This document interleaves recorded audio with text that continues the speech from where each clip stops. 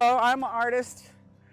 This is where a lot of our artists come out and set up in the summertime. This is part of what our tribe does to give us a platform. This is our platform. I think our platform could be a lot better than what they offered us.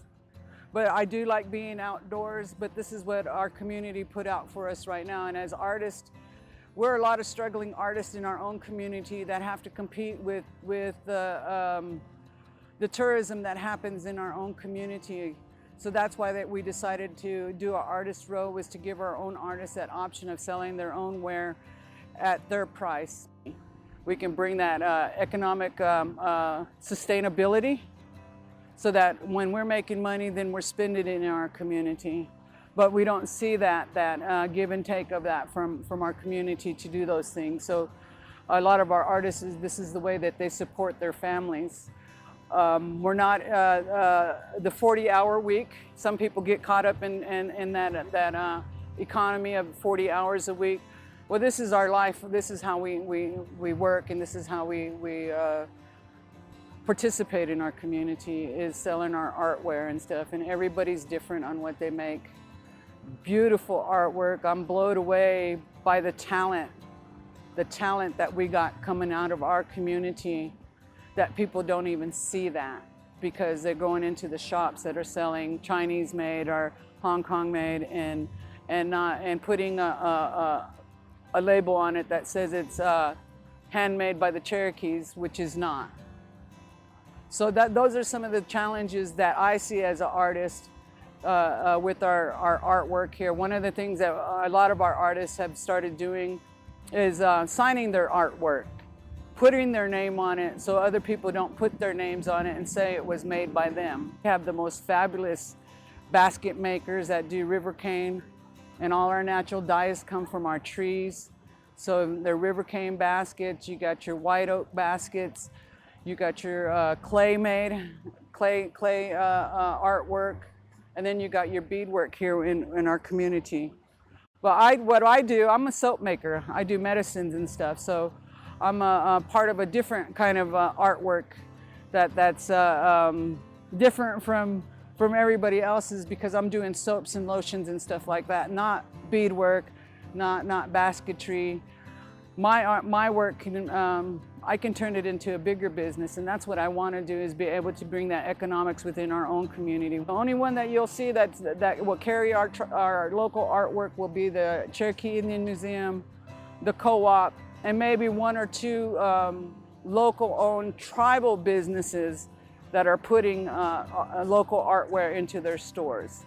So we're up against this whole system here that's based on a tourism economy, and not an economy that's going to uplift its artist community. I see the inequality when we have festivals, when we have these things that we put, and we don't see the same equality and the same excitement that goes into uplifting our artists in this area.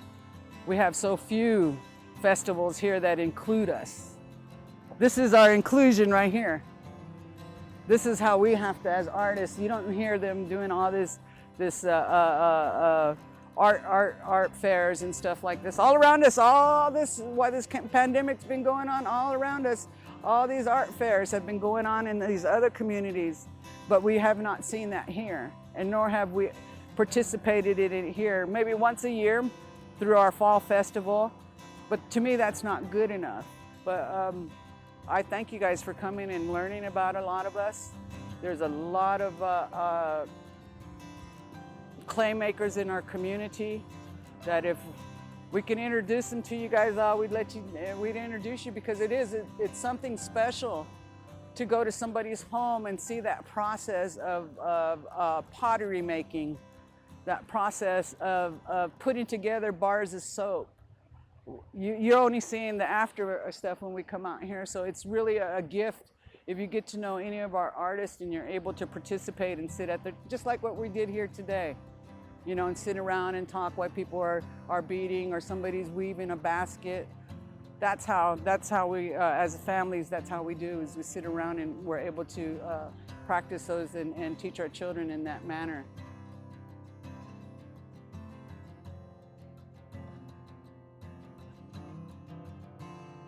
thank you for coming to our home and learning about us and being able to acknowledge the indigenous people here in our community.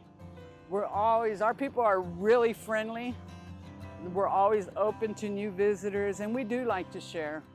Sometimes we have to be aware of who we share with, though, because some people take advantage of that.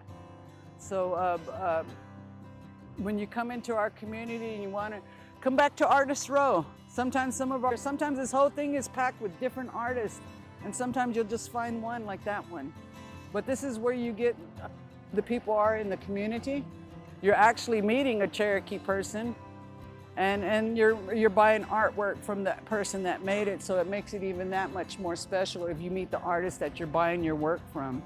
That's what I try to encourage people, is to learn about the artwork that's here.